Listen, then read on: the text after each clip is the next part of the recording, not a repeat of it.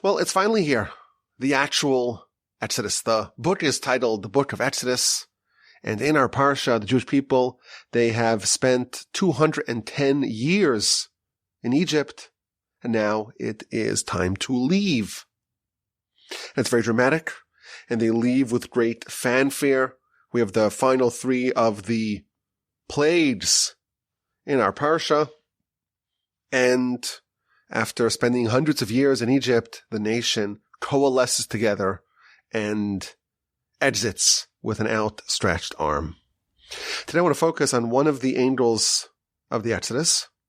It's a subject that admittedly we have touched upon in the past, but I want to expand upon it today. Before the Exodus, there is a flurry of activity.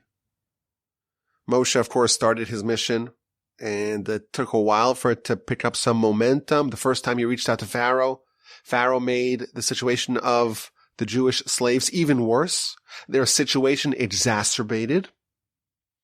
But then, once the people had kind of given up on redemption, redemption began. And incidentally, this is a pattern Rambam tells us and others as well. Redemption actually begins once you've given up. Once the Jewish people cannot even hear the words of Moshe because they're so exasperated and so overworked, shortness of breath. Once they've given up and they cannot rely on any salvation, that's when the Almighty swoops in. And we have the plagues, and the plagues are achieving multiple goals. They're, of course, humbling Pharaoh, even ridiculing Pharaoh as we read it in our parsha, but they're also educating the nation. The nation is being shown the grandeur and the dominion of God. He controls everything. And Pharaoh is just a tool, an implement in the hands of the Almighty. And right before the actual Exodus, Moshe is told about the laws of the new moon to manage the calendar, and then he's instructed to go tell the Jewish people to do the paschal offering. Select a sheep or a goat and prepare it, oversee it, guard it for 4 days. Tie it to the bed, the Midrash tells us. Guard it from being blemished, inspect it every day for any blemishes. And then on the day before the Exodus, you slaughter said animal and you roast it on a spit. You cannot cook it. It has to be nice and crispy. And then you eat it that night with pre-designated parties. You have to decide ahead of time who's part of this cohort, who's part of this group. And once those predetermined people get together and they spend the night together and they don't leave the house and they place the blood of the paschal sacrifice on the doorpost and on the lintel and they eat that crispy paschal offering.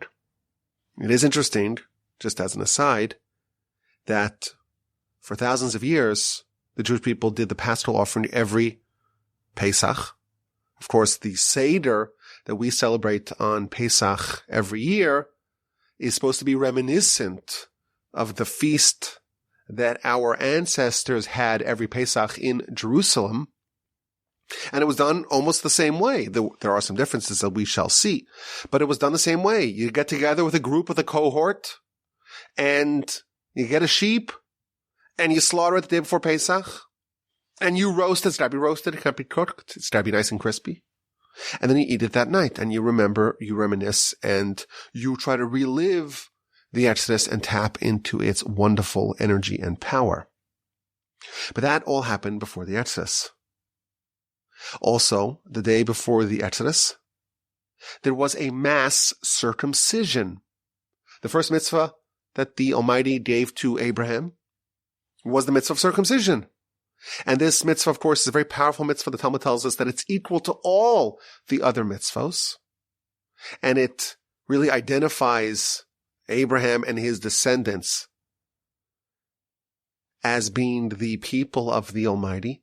And it also symbolizes what we're trying to do, what we're trying to accomplish as a nation. We're trying to reveal the crown of God in the world.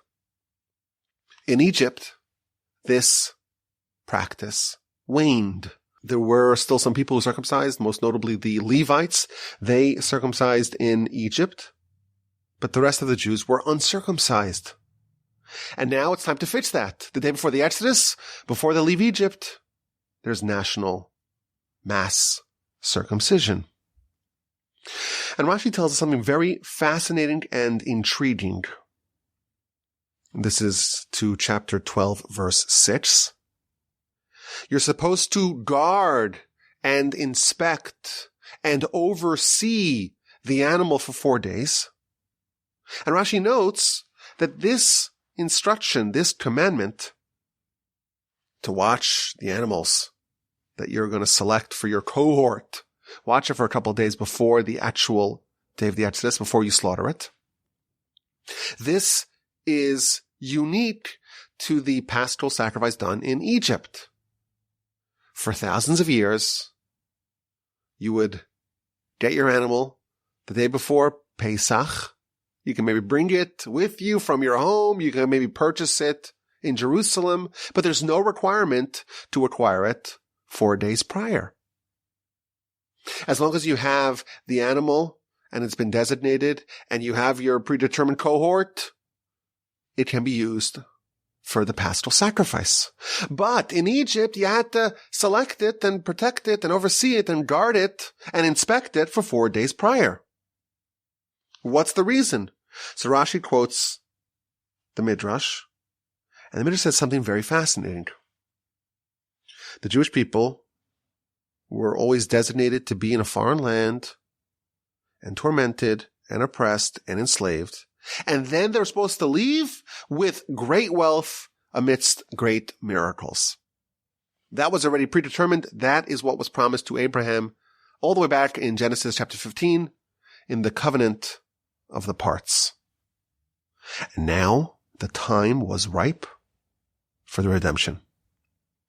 Now's the time when redemption is on the docket. Like we mentioned, the Jewish people had given up, and that was a prerequisite. Moshe was selected. He's the right person to lead the Jewish people. The 10 plagues had prepared the Jewish nation to be in the right frame of mind to be able to leave. Everything is ready to go, but the Jewish people cannot leave. They are not properly positioned for redemption.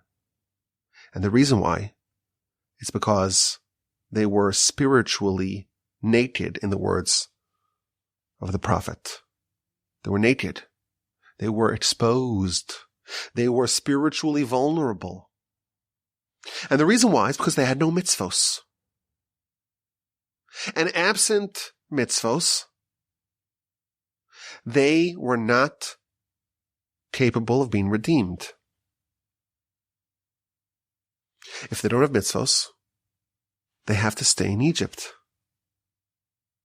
And therefore, in order to remedy this problem, the problem of it's the right time for redemption, but they're not qualified because they don't have the mitzvos, the Almighty gives them 2 mitzvos.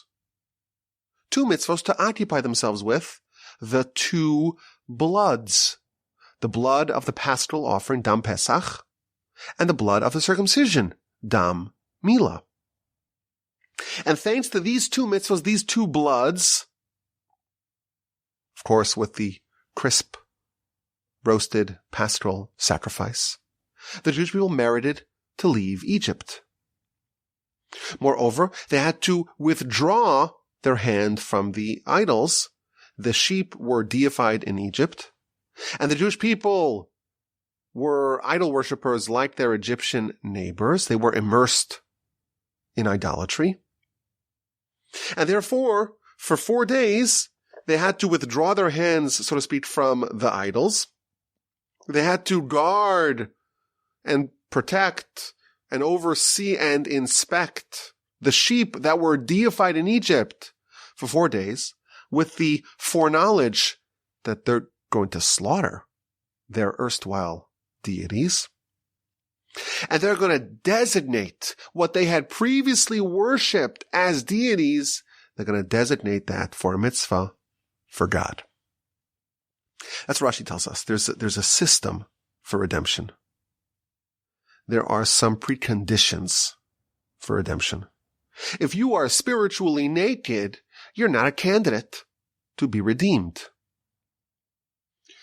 Redemption was predicated on a series of mitzvos. Of course, you have to withdraw from the deity. The sheep were worshipped, and now has to be designated for a mitzvah for God. And then you have the two bloods, the blood of the circumcision and the blood of the paschal sacrifice that's roasted and rendered nice and crisp.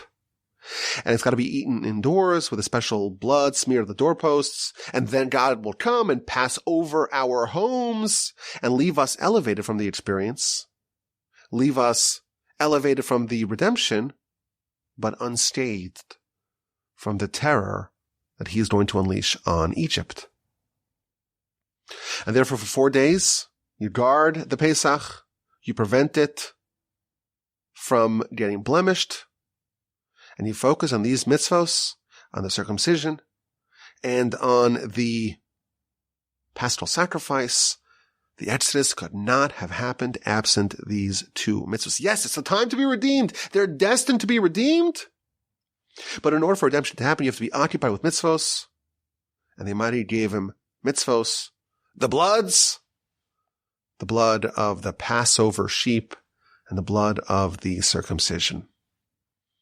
Now, this idea, it's just a fascinating idea. And every year when we read this part of the Torah, it's almost like a watershed moment in the Torah.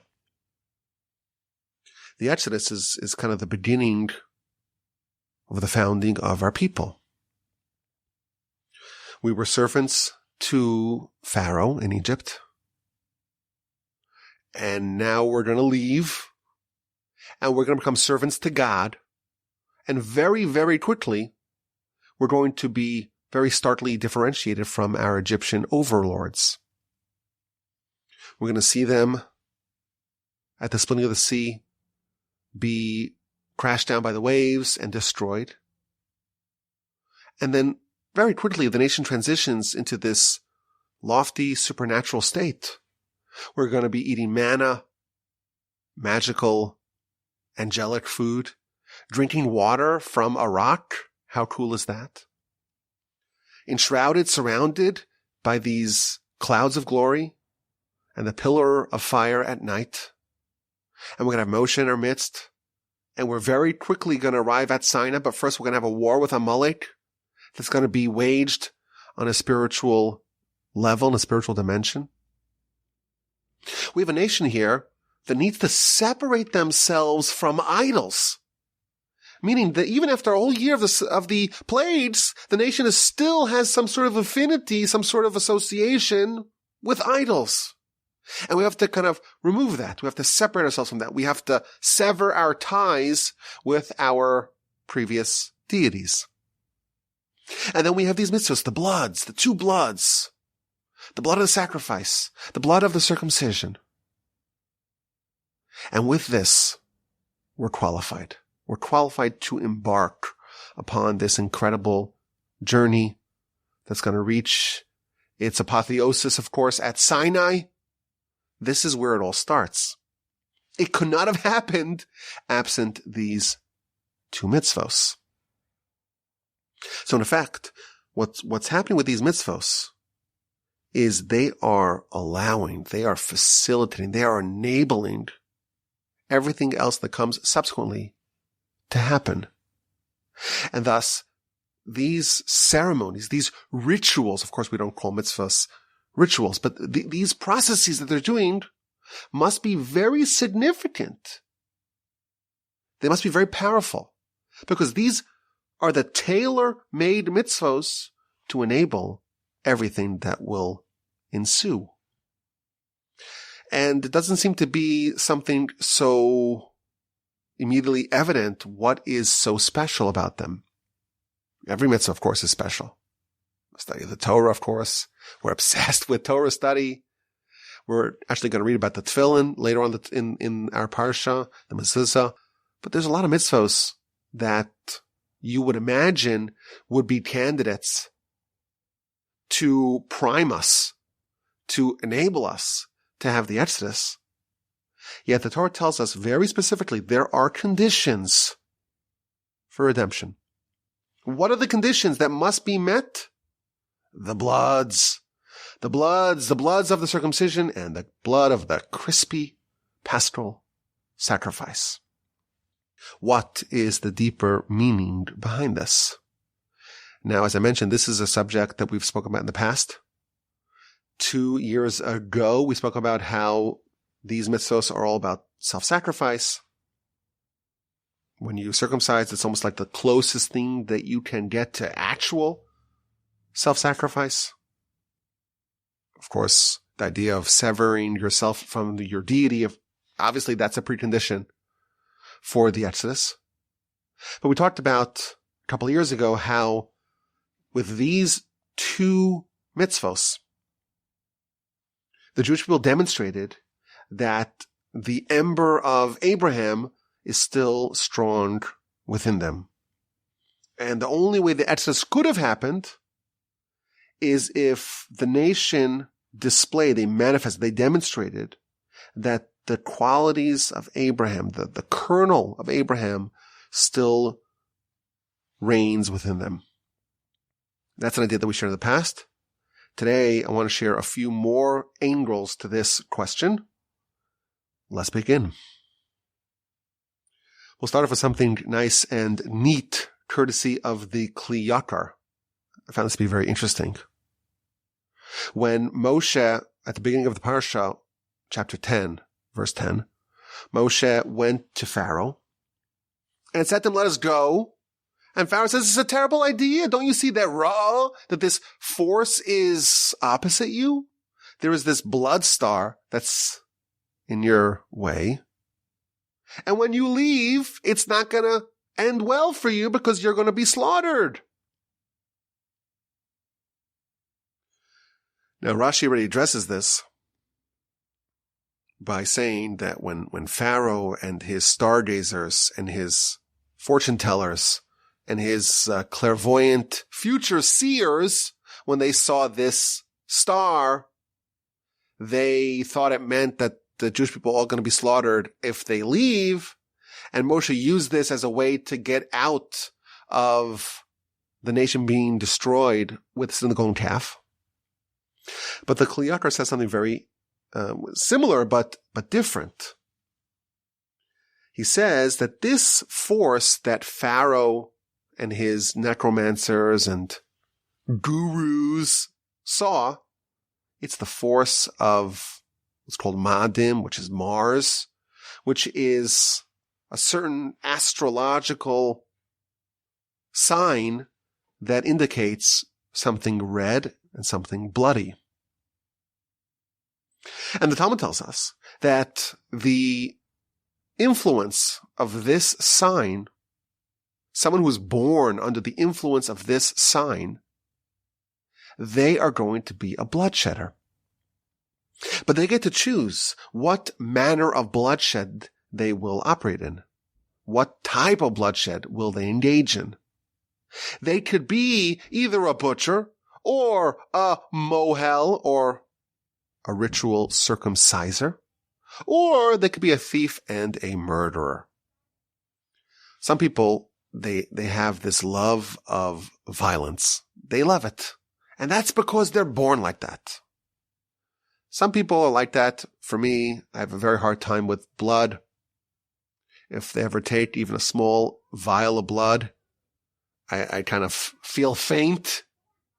I'm not the kind of person to donate blood. Even the sight of blood, I can't look at it. Even my own children, by their bris, by their circumcision, I was not able to look at what was happening. But some people, they love it. Yeah, the gorier, the better. Show me the blood spurtling. I love that. Why is that? Because we're all different. And everyone's designed differently. And there is a force that is present in a person naturally, and some people have this force that mandates, that indicates that they will be someone who enjoys blood and bloodshed. But that does not determine whether or not they will be righteous or wicked. They could use this to be righteous and use their desire for blood to become a mole to do a great mitzvah, or to be a surgeon, which is, of course, productive. Butcher, which is, nothing wrong with being a butcher, but it's a way to kind of be able to play with slabs of meat and to slice away and to see all the guts and the gore. Or they could use it for a terrible end. They could be a criminal. Says the Kliyakar, before the Jewish people left Egypt, they had to neutralize this force, this blood star that Pharaoh and his people saw. They had to neutralize it. And therefore the Almighty gives them two mitzvos, specifically mitzvos that involve blood. The blood of the paschal offering, the blood of circumcision. You got to slaughter the paschal offering. And the mitzvah of circumcision, of course, demands that you draw some blood. And through this process, you will have fulfilled the prophecy, so to speak, of the star that Pharaoh saw. And now the path is clear. This is a very clever answer. I enjoyed it. I saw it for the first time this year, and I figured I'd share it with you, my dear friend. There was something dangerous, something ominous, something foreboding in their future. Blood. And Pharaoh and his people interpreted it as death. That's why Pharaoh advised them against going. By undertaking the mitzvahs that relate to blood, they were able to redirect, so to speak, that prophecy, if you will, that sign towards a harmless and even, of course, a productive blood. That's an idea that I saw. Let's share some other ideas. The Maharal says something very interesting. In Egypt, the Jewish people have become servants of Pharaoh. And they become such committed, so to speak, servants of Pharaoh. They had ceased to have their own independent identity. They had adopted the slave mindset where Pharaoh is their benefactor almost. And the notion of freedom, the notion of independence, the notion of ever being released or redeemed from their predicament, that had gone by the wayside. That was no longer present. And the objective of the Exodus is not to take these slaves and turn them into non-slaves, but to take these slaves of Pharaoh and to turn them into slaves of God. And the way you do that is with bloods, the blood of circumcision and the blood of the paschal offering, the crispy paschal offering. And he explains, if someone has a servant, the servant gets branded. We are servants of God, and we too are branded as such. And how are we branded as servants of God? What is the part of our religious experience that equates to, that amounts to a brand, where we embed in ourselves, so to speak, our fealty, our total submission to God? That is the circumcision. When someone circumcises, they are branding themselves. They're etching into their flesh a sign of their commitment, of their allegiance to God. And he quotes the thing that we say in the Birkas Hamazon, in the grace after the meals. It defines the bris, the circumcision, the circumcision, the covenant, that you have etched, that you have embedded in our flesh. To be a servant, to be a slave of God, you need to be branded as such. The Exodus marked our transition from being servants to Pharaoh to be servants of God. And before that, we have to make sure that we qualify to be servants of God. We have to be thus branded. But that's not enough. A sign, a brand, is insufficient. We need to actually engage in servitude. And he points out that everywhere in the Torah, the word avoda, meaning servitude or work that a servant does, that term is associated with the paschal offering. And therefore we need both. We have to be the person. Our identity has to be relabeled, so to speak, from being a servant of Pharaoh to being a servant of God. And that focuses on a person in their entirety. The identity of the person is now as a servant. But also our behavior has to be changed. And we have to behave as servants, not just to rebrand ourselves, to change ourselves in like holistically, but also our behavior has to be conforming to that. And that is the blood of the paschal offering. What he's saying is something very interesting. The Jewish people, they needed to do one thing to be worthy of the Exodus. They had to be slaves of God. They had to kind of relinquish their own identity, relinquish their previous identity, and adopt a new one of total subservience and submission to the Almighty. And what does that entail? What are the components of being a servant of God? There's one general thing, and then there is one specific thing.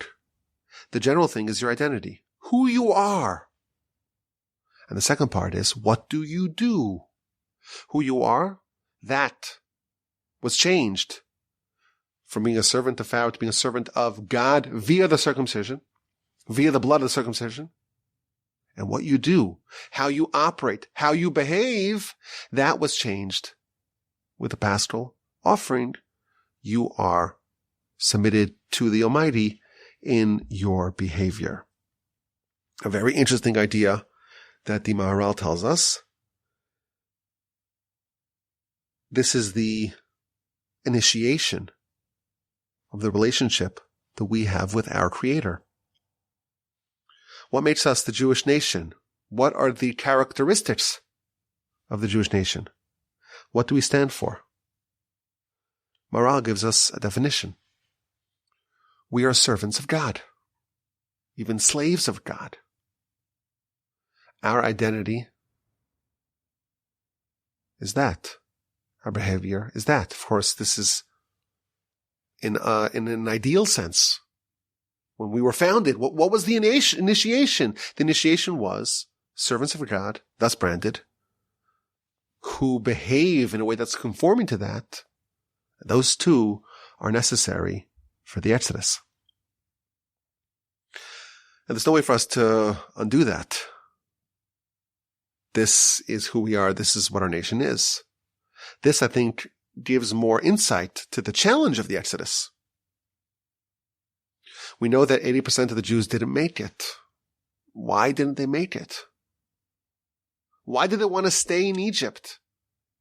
It seems much better to leave, obviously. I think in this light, the way Maharal frames the whole Exodus, we can maybe understand what their resistance, their reticence was to not participate in the Exodus. It's very demanding. You have to change your whole identity to be a servant of God. It seems, of course, very restrictive. And you have to change your behavior to make sure that's conforming to your master. That's something that we bristle at. But this explains the context of the Exodus. Now it's interesting that in the Torah, there are two positive mitzvos, two performative mitzvos, that are so serious that if a person does not do it, they are liable to receive the punishment called kares, meaning that they get disenfranchised from the Jewish people. And what are these two mitzvos, these two performative mitzvos that are so serious that if a person doesn't do it, they are almost cut off, disenfranchised from the nation? You guessed it. It's these two mitzvos, the two bloods, the blood of circumcision and the blood of the paschal offering. What does it mean to be part of this franchise, if you will, of the Jewish nation? What does it mean to be part of this great, glorious people? What's the definition? What's the headline of our nation? At the very founding, we discovered the answer: to be servants of God. And that is symbolized with the circumcision and with the paschal offering. This is who you are. This is what you do.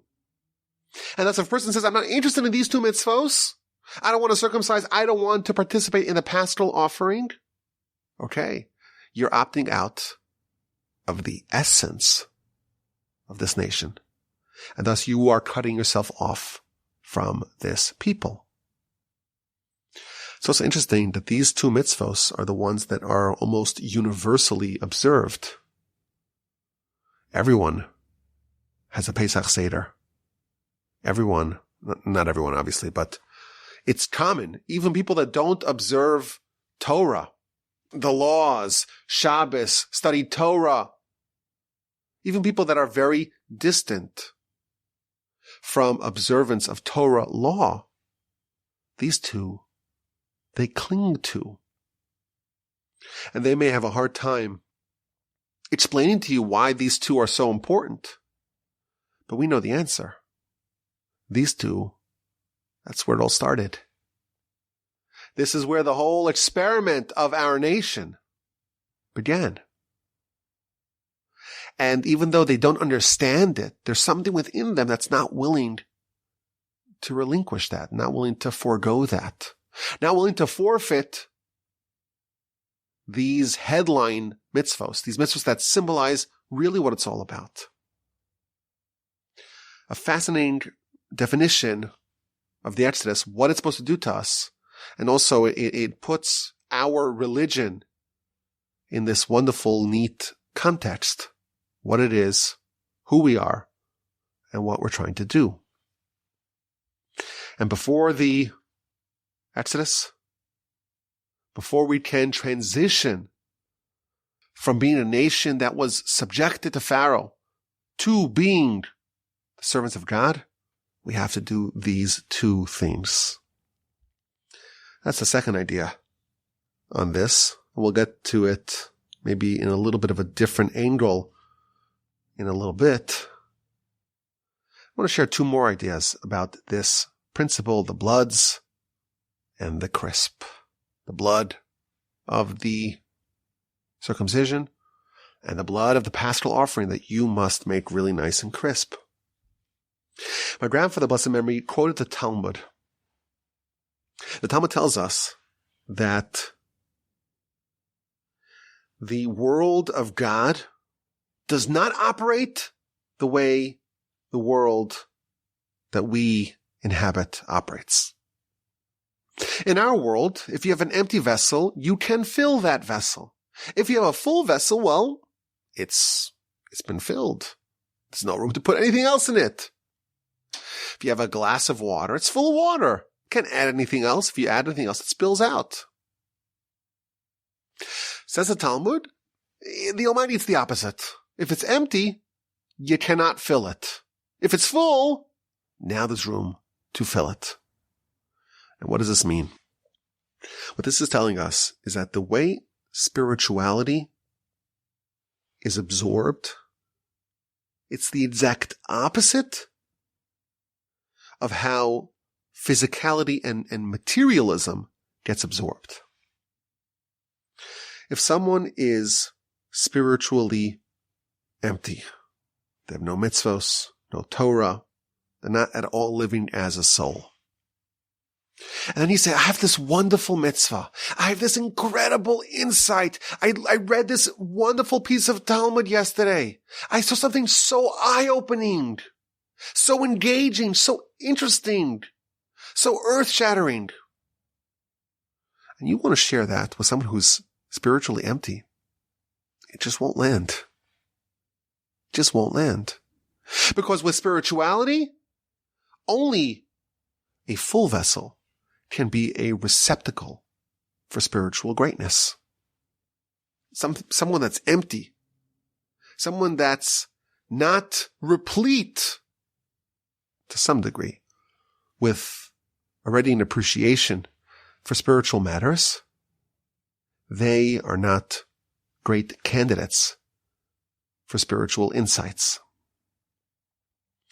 And this obviously works the other way. If someone's full, if they are engaged and they have a robust feeling of spiritual enrichment within them, they get less interested in all the petty nonsense of our world. Talk to them about, ice cream or the news or politics or a TV show. It's not as interesting because their mind is full, meaning that it's engaged in the spiritual realm, and that's a much higher realm, and it doesn't excite them anymore. In the words of Rambam, if you have a king who's involved in matters of state and statecraft and court, dealing with important things, and you say, well, why don't we play some ball? Why don't we play tennis? Isn't that exciting to play tennis? No, tennis is a lot of fun, as we know. And even a king should get some exercise. But the fascination, the obsession with college football or the NBA, someone's living with much more interesting things. If their vessel, so to speak, is full, that is just not going to capture their interest and their imagination. The Jewish people in Egypt, to a certain degree, they had an empty vessel. And they were not qualified for the redemption. The redemption amounted to an incredible rush of spiritual vitality and energy and power. To absorb that, you have to have a full vessel. And therefore, ahead of time, they had to fill the vessel. Because if the vessel's empty, then the redemption, the Exodus, will fall flat. Maybe we can say that the act of filling the vessel for the first time, that's an act where you're going to shed some blood. That's very painful. When you get this process started, however you do it, it's either this kind of blood or that kind of blood. There's got to be some self-sacrifice, some degree of pain even involved. Someone who's empty, someone whose vessel's empty, they're not interested in Torah and mitzvos and connection with the Almighty and prayer and all the wonderful enriching. We know they're enriching, but it doesn't speak to them. And the reason why it doesn't speak to them is because they're empty. They're operating in a very physical plane. And therefore, when you get started, that first step, it's going to squeeze some blood out of you. It's got to be the blood of circumcision, the blood of paschal sacrifice. It's going to demand some pain and difficulty. You have to overcome something. Perhaps this is why we circumcise our babies when they're 8 days old. We want to fill them up with some degree of spirituality. If we wait until they're consenting adults, if you will, it might be too late. Might be too late because they don't have that grounding, that founding, filling, if you will, of their spiritual vessel. It is interesting. This is another wrinkle to this idea. If you read Rashi, Rashi says that they had no mitzvos to occupy themselves with. They needed mitzvos to occupy themselves with. And that's why they need to do these two mitzvos. I remembered next week we're going to read about the Jewish people after the splitting of the sea. And they traveled for 3 days without any water. And they ended up in a city called Marah. In the city of Marah, the water was bitter. And Moshe was shown a stick. And he threw the stick into the water, and the water sweetened. And the verse tells us, there they were given some laws. And there they were tested. And Rashi there says a very similar use of terminology. There they got some laws, they got some portions of Torah to occupy themselves with. Here it says they got some mitzvos to occupy themselves with, and there it says they got some Torah to occupy themselves with. And this is a subject we've spoken about in the past, and we've talked about the various mitzvahs they got, and why it uses the term to occupy themselves with. But I had another idea to maybe share. The Jewish people are preparing for the Exodus. How do you prepare for the Exodus? You got to occupy yourself with mitzvos. How do you prepare for Sinai, for the revelation of Sinai and the receiving of the Torah? You have to occupy yourself with something else. Maybe we can suggest, when it talks about having a full vessel, filling up your vessel so that you can be a receptacle for spiritual vitality, you have to fill that vessel with the precise things that you want. The Exodus was about the founding of the nation. And the verse tells us, chapter 13, verse 8, the reason why we had the Exodus was for the mitzvos. We have it backwards.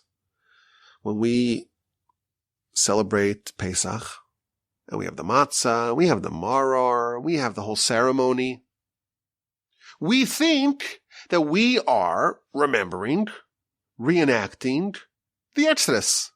And the reason why we have those mitzvos is to remember the Exodus. That's what we erroneously think. Look at Rashi, chapter 13, verse 8. Rashi says we have it exactly backwards. The reason why they might take us out of Egypt was for the mitzvos of Passover, was for matzah and for maror, and of course for the paschal offering. The goal of the Exodus was for the mitzvos. Perhaps, using the terminology of the Maharal, it was for us to be servants of God. And therefore, what do we fill ourselves up with? Well, before the Exodus, we occupy ourselves with mitzvos, because that's what we want. We want to have mitzvos.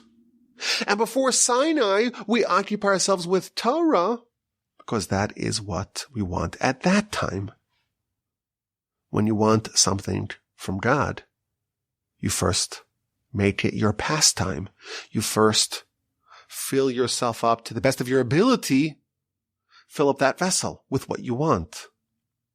And what you're engaged with, that is what God will bestow upon you. The vessel ought to be filled with the same thing that you seek to fill it with. This is a very interesting idea. It's a little bit of a deeper idea, but it's courtesy of my grandfather, blessed memory. And I think it's a valuable insight for us to understand the disparity that we see amongst people when it comes to matters of the spirit, matters of the soul, matters of Torah and mitzvos. I had the great fortune of spending some years in yeshiva. It's an unbelievable thing. You get there in the morning and you see people that spend hours upon hours upon hours poring over ancient texts written in Aramaic and reading the commentaries that are 1,000 years old. And you have people that are enjoying every second of it, and they do it for hours upon hours without stopping. When I was there, I had to stop for, I need a coffee, I need to take a little walk, I'm going to drink some water, maybe, as we say in yeshiva, chapa shmooze, to shmooze with someone. You see people who are loving every second of it. Where does it come from? It comes from having a full vessel. They have tapped into the spiritual way of things working, and that is when it's a full vessel, that's when it gets filled up. And someone who comes with an empty vessel, you try to spend a half hour. You get someone with an empty vessel. Try to spend a half hour studying Talmud. You don't develop the taste for it. You don't see the beauty in it. And you cannot imagine someone would spend a whole year studying one book and doing it for 10 hours a day, 12 hours a day. It's because they have a full vessel. Very interesting idea. One more idea that I want to share with you. This is also courtesy of my grandfather, blessed memory. He says something very fascinating. He quoted the Talmud. The Talmud says that the Jewish people, we are beloved by God. Why are we beloved by God? Because the Almighty encircled us. He enveloped us with mitzvos. He gave us tefillin to put on our head. And then he gave us another tefillin to put on our arm. And then tzitzis on our garments and a mezuzah on our door. We're living in a world that is just replete with mitzvos. Wherever we turn, we're surrounded by mitzvos. And regarding this, David said that he praised God 7 times for his wonderful commandments. David was so happy that he was surrounded with mitzvos that he praised God 7 times a day. I have praised you for your mitzvos. And then David went into a bathhouse. And in the bathhouse, he was naked. And he became very despondent and depressed and sad and worried. Because when he was in the bathhouse, he wasn't wearing his tefillin. Not the one on his head and not the one on his arm. And the bathhouse does not have a mezuzah on the door. And the bathhouse, well, you're not wearing your tzitzis. So suddenly David's all worried. Wait a minute. Where are my reminders of God? Where is this environment that I was encircled with beforehand? And then David remembered that he still has a mitzvah with him. He remembered his circumcision. And then he was assuaged. Then he was mollified. Then he was placated. And regarding that, he said, I'm going to praise you on the 8th. Very interesting Talmud in the book of Menachos on page 43b. And my grandfather, blessed memory, deduced from this Talmud. It starts off by saying, the Almighty loves the Jewish people because he surrounded us, he encircled us with mitzvos. Says my grandfather, blessed memory, there are 2 types of mitzvos. There are mitzvos that we are encircled with. We are surrounded with. And that type of mitzvah creates an environment in which we live. And then there are mitzvos that are not around us, but they're within us. And that kind of mitzvah is symbolized by the circumcision. Mitzvahs are there to create 2 things. They're there to elevate us essentially. Who we are should be elevated, should be revealed. The latent holiness that we all have within us should be brought to the surface. And that's one goal of mitzvos. And the second goal of mitzvos is to create an environment of holiness and righteousness. And every mitzvah can be classified as either an environmental mitzvah, meaning that it's a mitzvah that's there to surround us with holiness, or it can be an essential mitzvah, a mitzvah that's within us, that's there to reveal the inherent holiness that we have buried within us. Says my grandfather, of blessed memory, with the Exodus, the Jewish people needed both types of mitzvos in order to initiate this transformation. They needed a mitzvah that is an environmental mitzvah, and they needed an essential mitzvah. And therefore they needed the blood of the circumcision and the blood of the paschal offering. In order for the Exodus to happen, you need both. You need to have the essential Abrahamic quality that we all have within us, the thing that elevates us, that says that you are the representative of God in the world. Says the Talmud tells us that Abraham sits on the doorstep of Gehenna, of purgatory, and he does not allow anyone who is circumcised to go in there. The circumcision indicates that point of holiness that we have within us. It's not our environment. It's not a reflection of a given time or place that's been elevated. It's who we are. And wherever we go, we have it with us. And even once we leave this world and we are brought to heaven and we have to face judgment and a reckoning and an accounting of our behavior, even then, that essential mitzvah is with us. That's the circumcision. The paschal offering. What do? We take the blood and we put it outside on our doorposts, around us, surround us. And that is to symbolize the other element of mitzvos. And only once we have them both can we be initiated into being the nation of God. And thinking about this idea, my grandfather, he elaborates upon it and takes it in a different direction. But this sounds like the other side of the coin of what Maral told us. Maral told us that we have two mitzvos, the blood of the circumcision and the blood of the paschal offering. And one symbolizes the brand of the servant, who we are. And that's the circumcision. That's the essential mitzvah. And one symbolizes what we do. What kind of environment do we live in?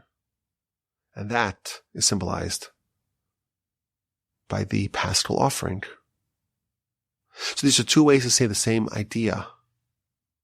And I think that this can be a very powerful framing for how we can change and be transformed.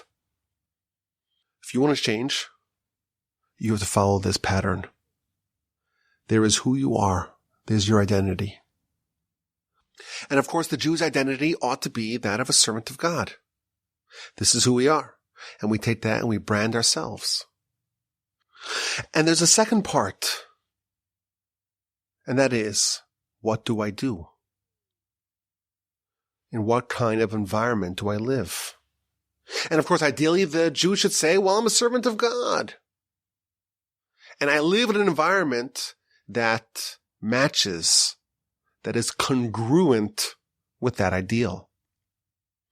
But this principle, I think, can be used in other areas.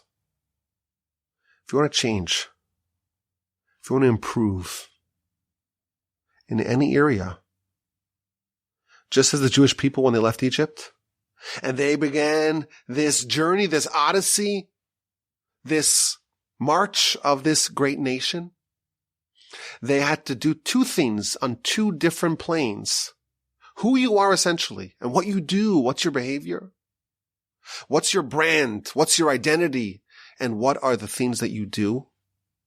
What is the environment in which you live, and what is so inseparably you in every area of life?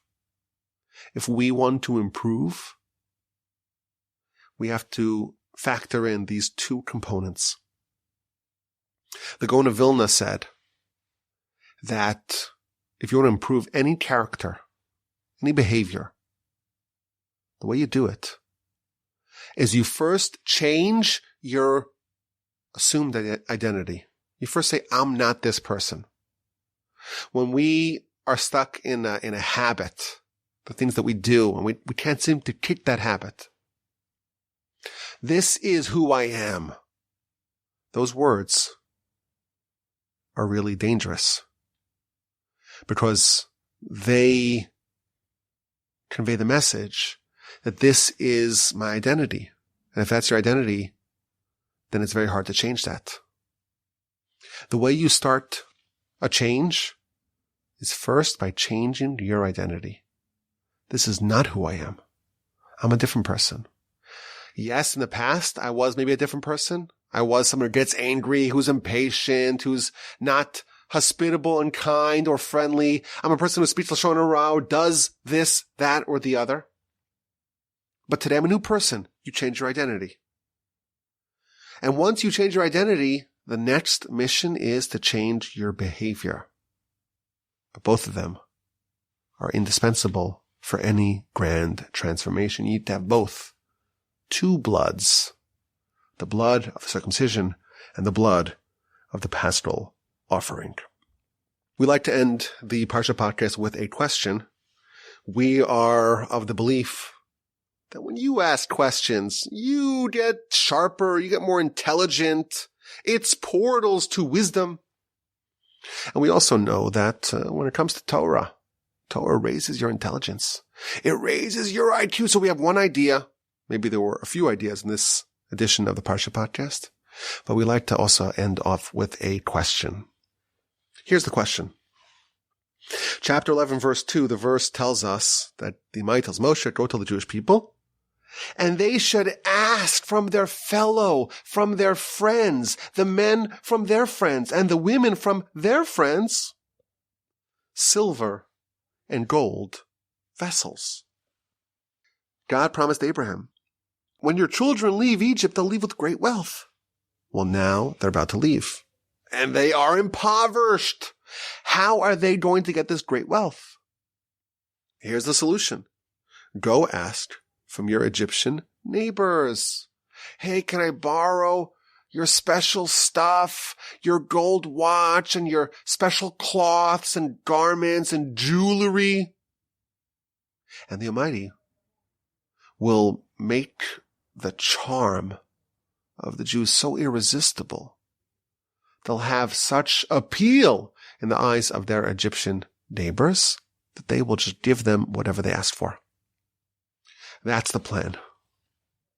And therefore, the Almighty asks Moshe, please ask the Jews.